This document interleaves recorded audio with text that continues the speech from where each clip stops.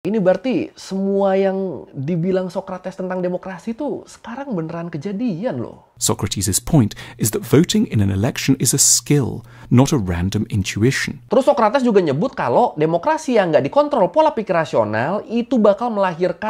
Udah lama ya kita nggak ngomongin Yunani kuno, makanya sekarang gue mau bahas Yunani kuno lagi nih. Gue mau bahas salah satu filsuf di masa Yunani kuno yang ngeritik sistem demokrasi.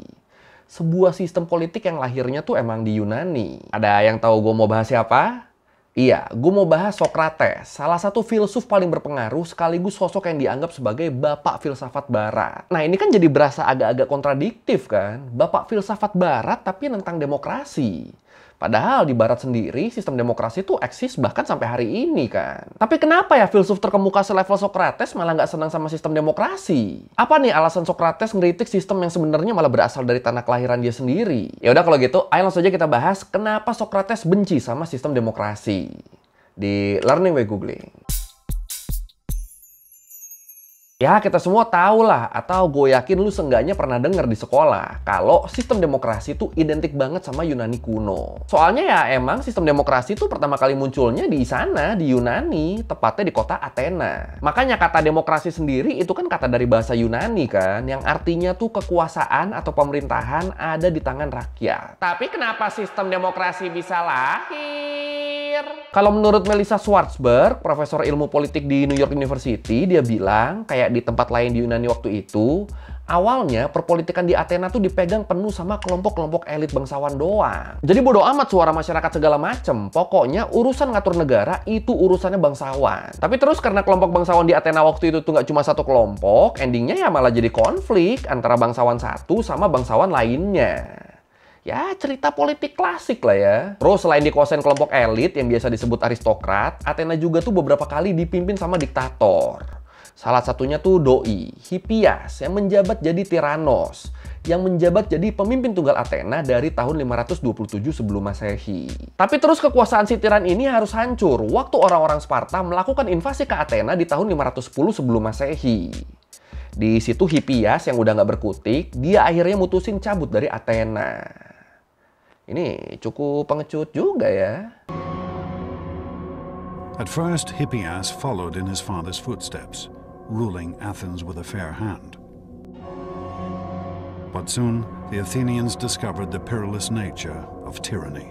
Nah, ngerasa sistem politik Athena selama ini nggak ideal, sekitar 2-3 tahun setelah tirani Hippias berakhir, ada satu aristokrat Athena yang bernama Cleisthenes yang ngusulin sebuah sistem politik baru. Sistem politik di mana kekuasaan tuh nggak bisa lagi dipegang sama satu kelompok doang. Apalagi satu orang tertentu, itu nggak bisa tuh, nggak bisa gitu lagi.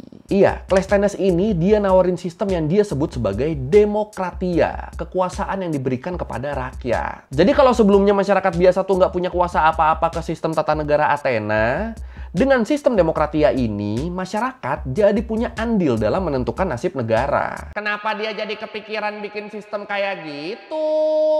Nah ini, kalau menurut Paul Cartledge, profesor klasik di Cambridge University, dilansir dari History, dia bilang, sebenarnya nggak ada catatan khusus dari Athena yang nyebut soal alasan sebenarnya kenapa Cleisthenes bisa kepikiran bikin sistem demokratia ini. Tapi ada kemungkinan Cleisthenes waktu itu ngeliat makin banyak masyarakat Athena yang nggak setuju dengan kekuasaan absolut kelompok elit. Nah, buat nyari simpati dari rakyat, akhirnya Cleisthenes ngusulin satu sistem baru yang berorientasi ke rezim rakyat. Sistem yang dia kasih nama demokratia tadi. Dan ya udah, akhirnya sistem ini diterima dan resmi diterapin di Athena saat itu. We see Athens as his birthplace, where people decide instead of having a ruler tell us what to do, we are going to rule ourselves. Nah, tapi walaupun sistem demokratia ini tuh cikal bakalnya sistem demokrasi modern, tapi tetap antara dua ini nih ada beberapa perbedaan. Apa aja tuh bedanya?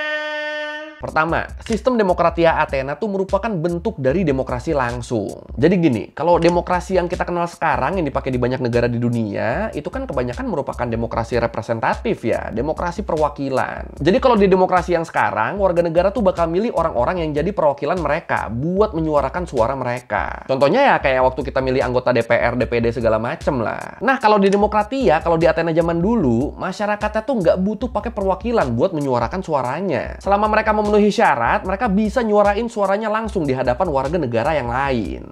Sesuai sama asas Hobolomenos, asas siapapun yang mau. Jadi siapapun yang mau bersuara, mereka bisa tuh nyampein pendapat mereka langsung tanpa butuh diwakili sama orang lain. Jadi kayak orang biasa kayak kita, itu bisa tuh masuk ke gedung DPR terus menyuarakan pendapatnya, itu bisa. Di sistem demokratia itu bisa. Yang penting udah memenuhi syarat. Emang apa aja syaratnya? Syarat pertama, harus laki-laki Athena yang berusia lebih dari 18 tahun. Jadi kalau dia orang asing, budak, atau perempuan, itu nggak dihitung sebagai warga yang bisa menyuarakan pendapatnya secara langsung tuh. Bener-bener harus laki-laki asli Athena. Now, the ability to vote, of course, it's not everyone. It's primarily male landholders who can vote. Nonetheless, it's a dramatic shift. And so the Greeks voted and did something that had never really been done in society before. Terus perbedaan yang kedua, kalau di demokrasi modern, pembagian kekuasaannya itu kan trias politika ya. Kekuasaan dibagi jadi 3. Legislatif, bagian bikin undang-undang, eksekutif, bagian ngejalanin undang-undang, sama yudikatif, bagian ngawasin pelaksana undang-undang sekaligus jadi lembaga yang mengadili pelanggar undang-undang. Nah, di Athena zaman dulu juga ada pembagian lembaga kayak gini, cuma nggak sama kayak trias politika. Lembaga pemerintahan di Athena dulu dibagi jadi 3 juga, namanya eklesia, boule, sama dikasteria. Kalau eklesia ini tuh lembaga yang berwenang nyusun undang-undang, berwenang nyusun kebijakan buat masyarakat Athena. Eklesia ini isinya tuh ada 6.000 orang dari masyarakat yang sukarela pengen ngasih pendapat. Jadi siapapun yang mau jadi sukarelawan buat nyusun undang-undang, itu bisa datang ke semacam rapat eklesia yang diadain sebulannya tuh beberapa kali. Nah tapi kan nggak mungkin dong 6.000 orang ini dibiarin buat ngomong semua, kan nggak mungkin. Kebanyakan kan, yang ada bakal chaos tuh. Makanya dibikinlah boule, semacam dewan perwakilan yang isinya tuh 500 orang yang waktu itu mewakili 10 suku yang ada di Athena. Kalau yang boleh fungsinya apa? Fungsinya tuh buat nentuin agenda pertemuan sama nyeleksi proposal undang-undang yang diajuin ke eklesia. Jadi biar di eklesia nggak berantakan, sama boleh tuh kayak dirapiin dulu gitu semuanya. Terus lembaga yang terakhir namanya dikasteria atau lembaga juri. Ya jadi dikasteria tuh simpelnya ini tuh lembaga yang berwenang buat nanganin kasus-kasus kriminal di Athena. Ya mirip-mirip yudikatif di trias politika lah. Dan biasanya dalam ngejuri, dalam mengadili, di kasteria ini mereka tuh bakal melakukan voting buat menentukan seseorang bersalah atau enggak. Nah yang unik dari lembaga-lembaga di pemerintahan Athena ini tuh adalah cara pemilihannya. Jadi nggak kayak demokrasi modern yang pemilihannya tuh lewat pemilu atau penunjukan langsung. Di Yunani kuno, di Athena waktu itu, anggota-anggota dewan kayak boleh sama di kasteria, mereka tuh dipilih lewat lotre. Dipilih lewat kayak arisan gitu. Jadi kalau ada yang kepilih ya itu jadi pejabat jalur undian jatuhnya. Dan tadi kan kalau mau menyuarakan pendapat atau pengen gabung sama eklesia, itu kan syaratnya kan harus laki-laki Athena berusia 18 tahun. Syaratnya itu kan. Nah kalau buat jadi boleh sama dikasteria ini syaratnya agak beda nih. Syaratnya minimal harus 30 tahun. Ya mungkin karena tugasnya lebih berat dari sekedar ngomong kan. Yang boleh tadi kan mereka harus nyeleksi undang-undang. Terus yang dikasteria mereka harus mutusin seseorang bersalah apa enggak. Itu kan ya tanggung jawabnya lebih besar kan. Mungkin karena itu juga makanya syaratnya umurnya tuh jadi lebih tua, jadi lebih di atas. Hey, congratulations! You've just won the lottery. Only the prize isn't cash or a luxury cruise. It's a position in your country's national legislature. And you aren't the only lucky winner. All of your fellow lawmakers were chosen in the same way. This might strike you as a strange way to run a government, let alone a democracy. Jadi ya kurang lebih gitulah bedanya sistem demokratia Athena sama demokrasi modern yang berkembang sekarang. Jadi gimana nih demokratia zaman dulu nih menurut lu nih? Ya so far sih sampai sini kelihatannya bagus ya. Hampir semua orang bisa nyampein pendapatnya kan soalnya kan. Nah masalahnya walaupun sistem demokratia di Athena tuh sekilas kelihatan bagus karena ya tadi itu kan ngasih kesempatan ke semua masyarakat buat bersuara. Tapi ternyata sistem ini tuh tetap nggak lepas dari kritik beberapa pihak. Termasuk dari para filsuf. Salah satunya yang ngeritik adalah Socrates, sosok filsuf yang dianggap sebagai bapak dari filsafat Yunani dan filsafat Barat. Ya, buat yang mungkin belum tahu, Socrates dia ini adalah sosok yang pertama kali ngajarin pola pikir rasional sebagai dasar berpikir dan menjelaskan sesuatu. Di saat masyarakat Yunani waktu itu masih banyak yang dipengaruhi pola pikir mitologis. Atau ya simpelnya atau mungkin kasarnya, di Yunani kuno dulu, Socrates inilah yang pertama kali ngajarin mikir pakai otak. Kasarnya gitu tuh. Bahkan beberapa filsuf terkenal kayak Aristoteles sama Plato itu mereka juga tuh merupakan murid dari Socrates. Jadi ya emang seberpengaruh itu ya pola pikirnya Socrates ya. Nah, sebagai seorang filsuf yang berangkat dari rasionalitas, Socrates tuh ngelihat sistem demokrasi ini cenderung aneh nih. Jadi di buku The Republic jilid 6 karya Plato disebut kalau Socrates tuh sempat terlibat diskusi sama tokoh bernama Adeimantus. Mereka diskusi seputar sistem demokrasi, seputar demokratia. Di diskusi itu, Socrates tuh ngejelasin kekurangan sistem demokrasi pakai pertanyaan analogi yang kurang lebih tuh kayak gini. Kalau misalnya kita naik kapal, siapa yang bakal kita minta buat jadi nahkoda? Apakah kita bakal minta siapapun yang mau, atau minta ke orang yang memang benar-benar kompeten buat jadi nahkoda? Ayo, minta yang mana? Ayo. Pasti yang kompeten dong. Nah, kalau masalah kapal saja kita seharusnya memberi kemudinya ke orang yang kompeten, kenapa dalam bernegara tidak seperti itu? Kenapa dalam bernegara kita malah memberi kewenangan buat memilih pemimpin atau memutuskan sesuatu ke orang random, bukan ke orang yang benar-benar kompeten? Kenapa? Iya juga sih ya. Iya, jadi di sini tuh Socrates pengen ngeritik sistem demokrasi yang tergantung pada suara, yang bergantung sama voting, di mana semua suara dianggap sama. Padahal kalau menurut Socrates, yang namanya memutuskan sesuatu lewat voting, itu tuh butuh skill. Dan sama kayak skill-skill lain, kemampuan buat memutuskan pilihan voting juga perlu dilatih. Dilatih dengan sistem berpikir dan bernalar yang benar. Jadi di sini Socrates tuh kayak, ini tuh voting yang penting loh. Penting buat menentukan masa depan negara kita loh. Ya masa iya cuma ngandelin intuisi tanpa mikir? Gila apa? Kurang lebih ya gitulah alasannya Socrates. Ya ini sebenarnya sama kayak kita milih presiden di pemilu sih ya. Kan kalau di pemilu, kalau di pilpres kan orang-orang yang nggak mampu milah berdasarkan program kerja sama orang yang bener-bener mempelajari program kerja itu kan suaranya dinilai sama kan. Sama-sama dinilainya cuma satu suara doang. Padahal secara kualitas itu jelas beda. Jadi ya bener juga sih yang dibilang Socrates sih. Jadi kalau misalnya kebetulan di suatu negara orang-orangnya tuh mayoritasnya tuh nggak bisa berpikir logis, nggak bisa mempelajari program kerja, akhirnya pemimpin yang mereka pilih ya mungkin hasil dari itu tadi, intuisi-intuisi tadi, bukan dari berpikir yang bener-bener dipikirin matang-matang dipelajari satu-satu, enggak. Dan kalau bener yang kepilihnya pemimpin kayak gini kan itu bakal beresiko buat negaranya ke depannya kan. Ya bener sih kata Socrates sih. Socrates' point is that voting in an election is a skill, not a random intuition. And like any skill, it needs to be taught systematically to people. Letting the citizenry vote without an education is as irresponsible as putting them in charge of a trireme sailing to Samos in a storm. Dan kekhawatiran Socrates tuh akhirnya bener-bener dialamin sama diri dia sendiri. Di tahun 399 sebelum Masehi, Socrates diadili atas tuduhan tidak menghargai tradisi ketuhanan Athena dan membuat anak-anak muda jadi menjauh dari nilai-nilai tradisional Athena. Ya, tadi kan kita udah bahas ya, kalau Socrates tuh emang jadi orang pertama yang mengenalkan pola pikir rasional. Nah, tapi ternyata ini tuh dianggapnya ancaman sama orang-orang Athena waktu itu, dan akhirnya ini ngebikin Socrates malah diadili. Waktu itu di pengadilan di Dikasteria, Socrates tuh akhirnya diputusin bersalah setelah mayoritas dewan juri nganggep dia bersalah. Padahal disebut selisih suaranya tuh tipis banget loh, tapi nggak ngaruh ini. Tetap walaupun bedanya suaranya cuma 1% doang atau bahkan 0,01% doang, tetap voting yang lebih banyak yang bakal diambil. Dan ya udah, akhirnya Socrates dieksekusi dengan cara meminum racun hemlock. Sayang banget ya orang sepinter ini loh. Socrates, the trial is over. Here's your hemlock. Ah, thank you. Well, what was the verdict? When do I get out of here? Socrates, the verdict was death. Death? You gotta be kidding me. For what? For teaching the youth wisdom.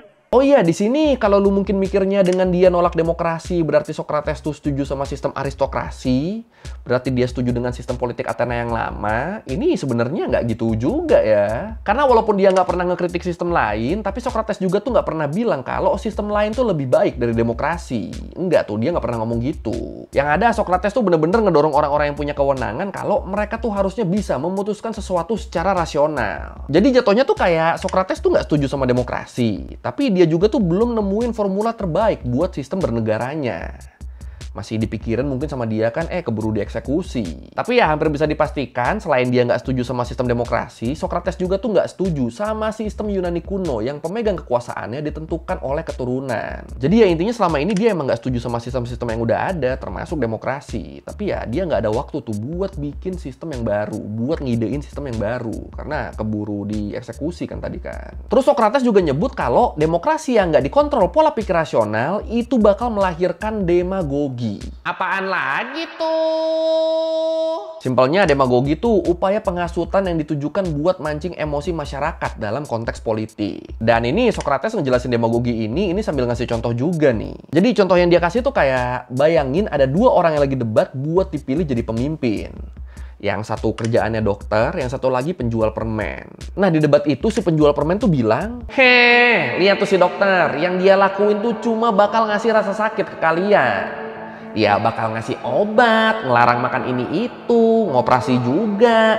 Yang mana itu semua nggak enak kan, itu semuanya sakit loh. Nah daripada disakitin gitu, mending Anda semua pilih saya. Saya yakin, saya janji bakal memberi kebahagiaan. Saya janji bakal ngasih yang manis-manis. Mau yang gratis-gratis juga boleh deh.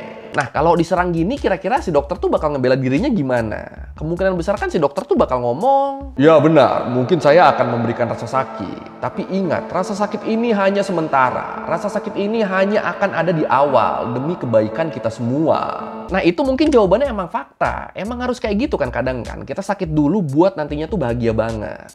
Tapi kira-kira itu jawaban yang menarik buat dipilih nggak? Logikanya kan enggak kan? Nggak akan ada tuh orang yang milih calon dengan jawaban kayak gitu. Bayangin aja ada orang kampanye terus dia jujur bilang, nanti di awal kita bakal sakit dulu ya, mungkin beberapa tahun, tapi abis itu kita bakal melejit. Emang bakal ada yang percaya? Enggak dong. Kalau politik-politik pemilihan gini kan orang tuh pengennya kan ya denger janji-janji manis kan, kayak si tukang permen tadi kan. Makanya akhirnya orang-orang pasti pada milih si penjual permen yang dari awal udah ngejanjiin yang manis-manis.